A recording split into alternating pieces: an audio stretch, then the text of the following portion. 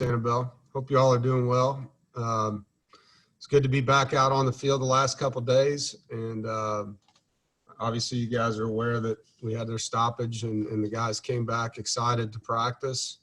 Had a good lift and meeting session today and then back to the field tomorrow. But, you know, it felt like coming out of our scrimmage, it feels like a month ago, but 10 days ago, there was a lot of excitement. And then we had to shut down with, you know, all the things going on campus. And once we got through that window and players were chomping at the bit to get back to work, it was fun for us to have that opportunity. And now obviously we're closing in 2.5 weeks from a game and excited about the announcement of our game being at 8 p.m. With Wake. So, you know, each day it's kind of one of those deals where unlike any other time for all of us, things change daily. And so not just with the COVID virus, but the contact tracing that comes, you know, not even when a kid has it. Sometimes a kid just wakes up congested and lets the trainers know, and you have to go through, you know, all the things that go with protecting these guys when they have roommates. So, you know, day in and day out, the numbers change. So you got to be creative and work with the guys that are there and Zoom call with the guys that aren't, and hope that, you know, you get through it. So that's kind of where we are. If there's individual questions about player progress or the team, feel free to ask.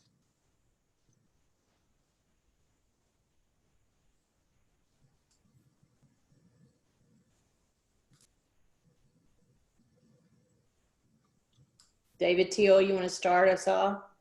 Sure. Good afternoon, Coach Doeren. My name is David Teal, and I work at the Times-Dispatch newspaper up in Richmond. And we were speaking with Justin Fuente earlier today, and as you can appreciate, they have had some infections since their students began coming back to campus. And he voiced some frustration in not knowing what the benchmark will be for a team for competition. How many positives can you have and such? Do you share that frustration? When do you think you'll get an answer? And do you have any idea what that answer should be? Yeah, I think there's just a lot of unknowns that are frustrating. You know, obviously we all want to win and we want to give our players and programs the opportunity to be successful. And there's a lot of limiting factors on a daily basis that are out of our control. And none of us as coaches like that. You know, we like to be able to limit the number of things that can cause us to lose. And so I think we all share Justin's frustrations. I don't have any answers for you because that's really not a discussion that I'm not in. You know, I'm not sure what the exact number is. There's been a lot of talk about it. I think it's more about position decimation than it is about numbers. You know, when you end up where you don't have a position group that can function, that's a bigger problem maybe than having 11 guys where it's one in every position group. You know, if you lose 7 of your 8 offensive linemen that you travel with, then you're not going to be able to play. Whereas if you lose 7 guys, 1 from each group, you are. So, I don't think there's a perfect answer to that question. But I do think that that's a frustration and a tough thing for us to deal with right now, because on a daily basis, your lines can change quite a bit. You used the word creativity in your opening. How much more cross-training are you doing with your guys? A lot. You know, it was a conversation we had at the beginning of training camp, and now it's come to life. You know, I've already talked about how we do that on the offensive line with tackles, guards, and centers, but, you know, we're doing it in the secondary where corners are learning safety positions, safeties are learning nickel. You know, our Sam linebacker has to learn will linebacker, or Mike linebacker has to learn one of the outside linebacker positions. You just have to have enough double training where you're able to sustain your depth chart, you know, as things progress. So, you know, we've done a lot of things that way. Just, I guess, so if you have the issue on game week or in the middle of game week, you're not starting from ground zero trying to train somebody for a new spot. Thank you. You're welcome. Lawrence Davis.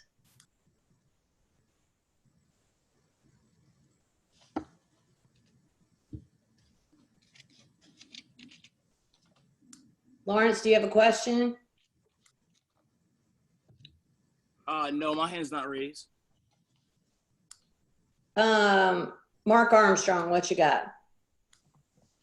More on the cross training, Dave. How do you liken the mental workload of having to learn multiple positions versus the physical, learning to read and react at different spots? Well, I think it's kind of on us to pick the guys that are capable of handling that, Mark. If there's a young man that really struggles just knowing one spot, we're not going to put more than one spot on him. There's certain guys in our program that have mastered their positions mentally, and we feel like it's not a lot for them to handle. And so those are the types of players, the more experienced guys that you feel like you can do that with. And, if we end up in a situation where we don't have that luxury, then that's, something we'll have to cross that bridge when we get to it. But our plan is, a guy like Thayer Thomas or Emeka, for example, they're capable of learning multiple spots. They've played a lot of football. You don't do that with a true freshman. So you're just trying to use your older guys that have played a lot, that aren't thinking a lot, and put a little bit more on their plate that way. And you mentioned, obviously, every coach loves to be in control. This is like a different layer of helplessness, isn't it? In regards to, you have to trust your players in a normal way are behaving, but this is a whole new level of it being out of your hands. Yeah, the only thing you do control is the fact that you don't know what's going to happen every day, right? And we've challenged each other as coaches in our building and challenged our leadership council. I think the team that handles change the best has got an upper hand right now. And so you almost have to embrace that. And if you can embrace it and daily roll with the curveballs that are coming at you and deal with them better than somebody else is and not become negative by it, because I think that's hard too. I think a lot of people focus on what they don't have instead of what they do. That's really been our focus. Here's what we have to work with today. Here's the amount of time we get. What's the best way we can use this time with the guys we have? And just go that way. And I've never been anywhere where you're planning practices by the minute. We're usually weeks out with what we want to do on the field. You can't operate that way right now. You have to really embrace what you have and do the best you can with it. Thank you. You're welcome. Jonas Pope. Coach, you guys, of course, originally was scheduled to open at Tech, and then the schedule changed. And you had to switch to Wake. What was that adjustment period like, switching your game plan from when you were focused on Tech, and then you got to scramble, well, not really scramble, but change everything up and then focus on Wake, just like that in the blink of an eye? Yeah, it probably isn't as bad as it would have been the other way around because we play Wake every year. So at least we have some recall on that team. If we were opening with Wake and then had to flip-flop to a team we haven't played in a long time, that would have been a little more challenging probably for our players and staff. But, we know what Wake does, and it's a matter of just adjusting how you're going to defend them or how you're going to attack them and getting back into their film. It does take a toll on you mentally as a coach. I think, you're locked in on a certain team. You're putting a lot of time into that, you're game planning, and then all of a sudden, snap of the finger, you got to drop that one. So, what we did is we said, all right, let's make sure we take advantage of the time we've put into Tech. So we will play them in the second game. And, let's not forget about the things that we had and write all this stuff down and document it. And then let's transition. And, having the break in the schedule at the time we got it probably wasn't a bad thing for the staff because they were able to use the time without being on the field to reallocate their time to Wake Forest.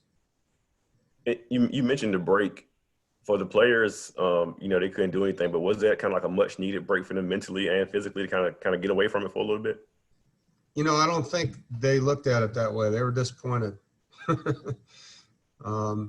had a long break already from us, from March until when they came back. So in the way we've spaced out our camp, Jonas, it hasn't been your traditional training camp where they were worn out. We've taken a lot of time because of the amount of time we had for the first game to have our recovery that they needed and lifting.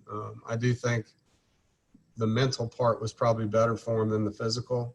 I think they really want to be out there training right now.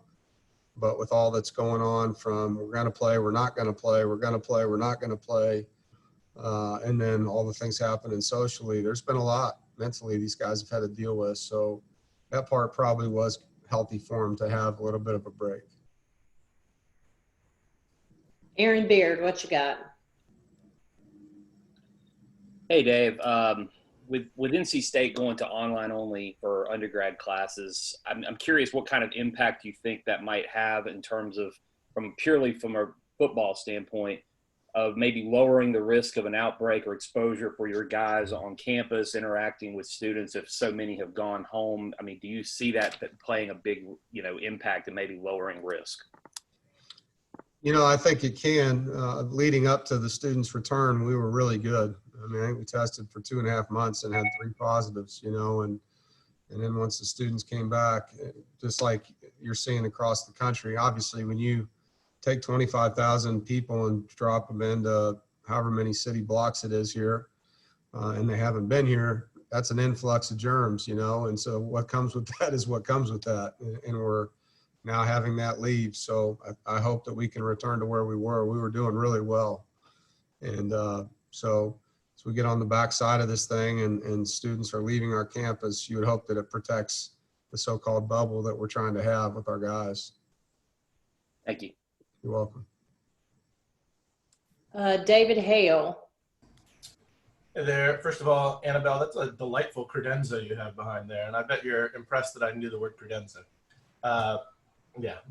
Dave, I was wondering if you could explain in some specifics exactly how contact tracing works for you guys. So I know obviously if a guy's positive, he's positive, but how do you determine like what length of time 2 guys might have been within a certain space and who would then need to be quarantined?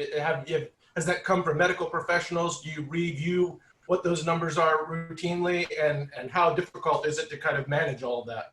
Yeah. Well, it starts with our student health.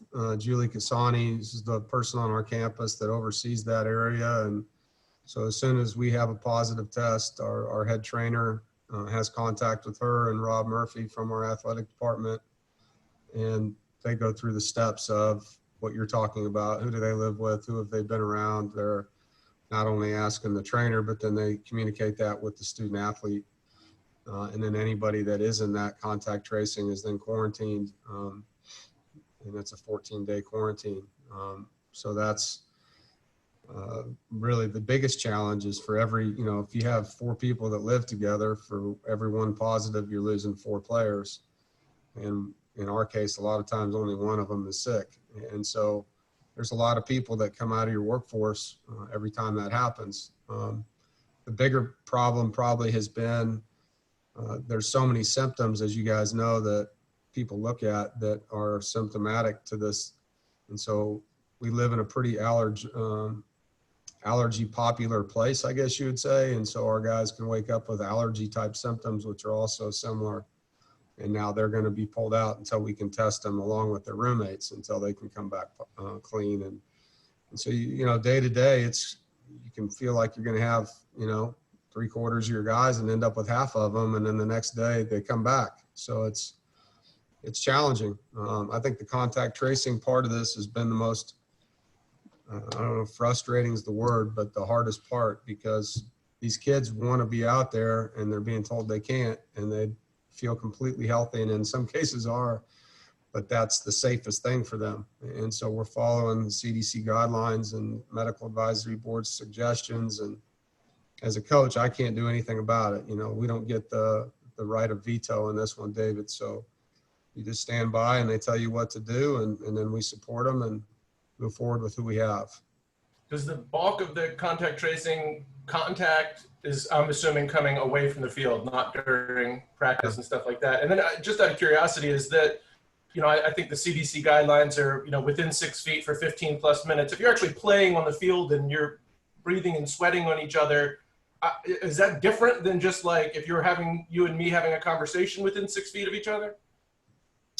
Well, I think the difference on a field or on a court is, you watch these athletes, they're not around each other. As you add the seconds up on the field, they're not around each other very long. I mean, in a 2-hour practice, a guy could be around each other maybe for 3 minutes total. I mean, you're in and out of contact. Plays only last 6 seconds. And so you might be around a player for 1 second on a play, Whereas you could ride in a car with me for 15 minutes and we're done. So the game and the practice hasn't been the issue. It's been what happens in a roommate scenario or in a dining scenario or in a car ride scenario that is getting a lot of the contact tracing positives. Mike Toper. Afternoon, Coach. Good to see you. Hey, Mike. Quick question, really mostly about kind of conditioning. I spoke with Mike Houston over at East Carolina, and they were in a similar situation. They had a scrimmage, then they were forced to shut down for a period of time. When you guys got back this week, did you need to kind of take a few steps back, while you hadn't been together, or were you able to kind of pick up because it wasn't, that long of a time? Yeah, no, we did. We came back and we first day out, we're just in our helmets. And our strength staff had the guys that morning as well. So we got a good workout, got a good sweat in that way with them, and then went out on the field for about an hour. And normally this time of year, your practices would be much longer than that, but again, you don't want to come out of an 8-day layoff and then just crush it in one day and then got a bunch of guys with soft tissue injuries, so you have to kind of look at it from a long-term perspective. Each day we add a little bit back. We do some position-specific conditioning at the end of practice with guys and trying to get their cardio back to where it was. Let's see. Gibby, what you got? Yeah, Coach, do you have a player or two who's kind of taken the leadership role and saying, guys, we got to do this. We got to do this right if we want to play football? And if so, who are those guys and what type of a job do you feel they're doing, Coach? I think our team has done a nice job with each other, holding each other accountable to the right and the left. And there's a lot of leadership on this football team. That's one of the things that makes it a fun team to be around. And I think position by position, you guys kind of know who they are. But it's the older players, the guys that are in their final year that really want to have a great season and go out on a right note, that you see speaking up and holding guys to a place where they can play because they're not putting each other at risk. Thanks, Coach. Yep. Brett Friedlander. Dave, you've already addressed, preparations for a specific opponent and also the conditioning and all, but how much does being away 8 days from practice this close to the start of a season, how much does that set you guys back? It's a setback. It is. I mean, we were making good progress. We had our first full contact play since the spring, and then you have to step away. And football is a game of repetition. You can't create the winning habits you want without repetition. And you lead up to those with maximum reps. It takes stacked days for guys to learn how to get muscle memory in their fundamentals. And to take an 8-day break, it's a setback. And it's longer than that for some of these guys. Like, they've been out for 14 days because they're quarantined, so everyone's going to deal with that part of this thing, and there isn't a fix. I mean, just when you get them back, you do the best you can to try to get them acclimated and back into the muscle memory and the repetitions that they need. And then I've got a position-specific question along those same lines. When it comes to developing a backup quarterback to Devin, how much has this kind of made it more difficult? Because you've got two guys who've never taken a snap in a game that are battling for that position. Yeah, it's challenging. We can't practice with the same number of guys just because of what we're dealing with. So your practices are set up differently. I think Coach Beck's had to be really creative. But it's every position's that way. You're trying to have depth. I think depth is going to be probably one of the biggest storylines of the year, to be honest, is how teams sustain these losses they're going to have to guys being removed from their roster. And now it could be game day that you lose your quarterback, because we're testing them on Fridays. Is there a specific pecking order yet behind Devin? Bailey Hawkman's our second quarterback right now, and then it'd be Ben Finley. Andrea Adelson. Dave, I'm just wondering how you would address, what initially happened with the team. There's some other coaches who've gone through this who said they felt the need to go over the protocols and reiterate that all over again with the players, and that some of the players maybe viewed it as a reality check when they had gone through something like this. So I'm just wondering how you dealt with it when you had to talk to the players about it. We've had a lot of team meetings leading up to our scrimmage. After that, as things were starting to pile up, we had a team Zoom, because we weren't allowed to meet in person at that point in time, just to talk about what was going on and how they could handle it the best they could. Obviously, at that point, we were learning that campus was going to be going all online and students were going to be leaving. And so it's just a day-to-day.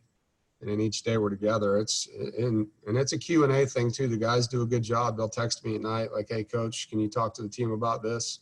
Some of the guys are asking, like, people want to know about their fans or their families being able to come to games. And there's a lot of information we're still learning day to day, Andrea, so it's trying to be as transparent as I can. Like I tell them, like, I don't know the answers, but I'll try to get them, and just ask. And so that's almost every day you're trying to update them on where this is headed, because obviously there's no script. Jonas. Coach, I have 2 questions. The first one, we haven't talked to you since the scrimmage, and you said you felt pretty good coming out of the scrimmage. So can you kind of tell us who kind of stood out, who jumped off the page in the scrimmage you guys had the Saturday before last?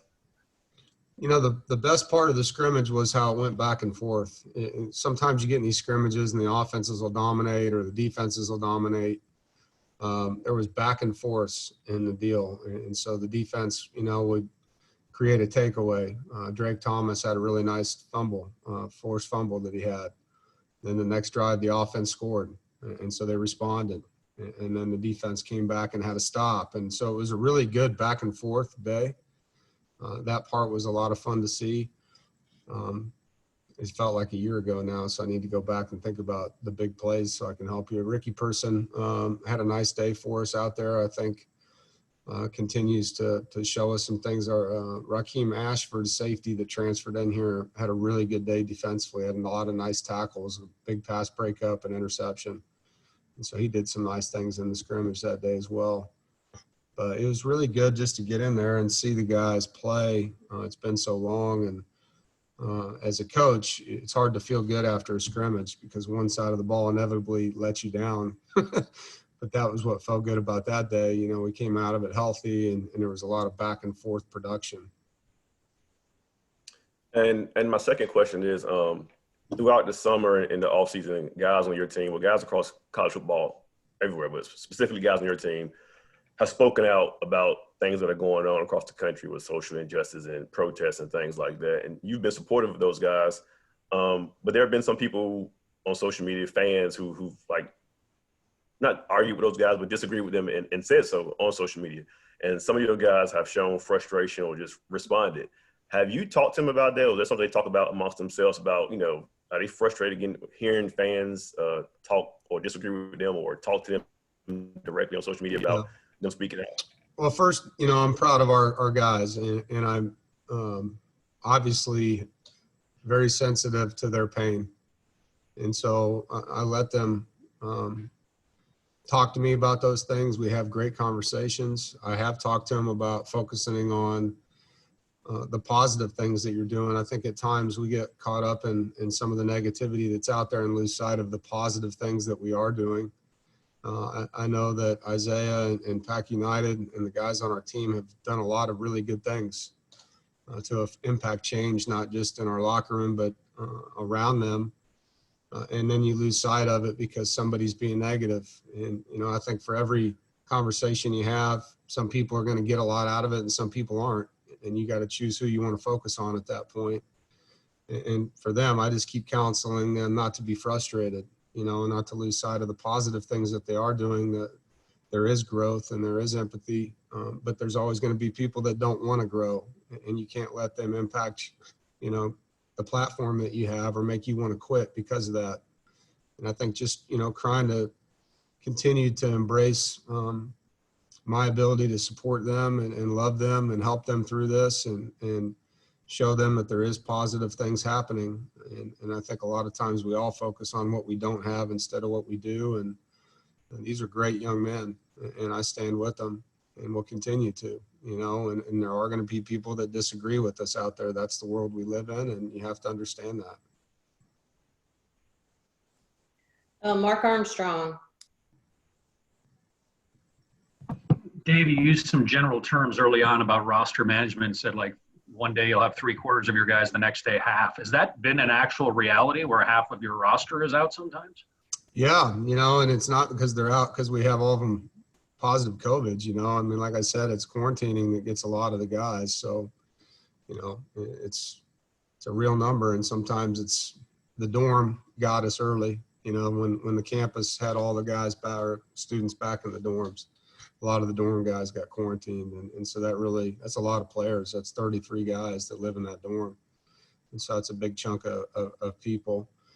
But yeah, I mean, there's days where that happens. And so you focus on the ones that can be there and you try to help the ones that can't mentally through the Zoom ability to teach. And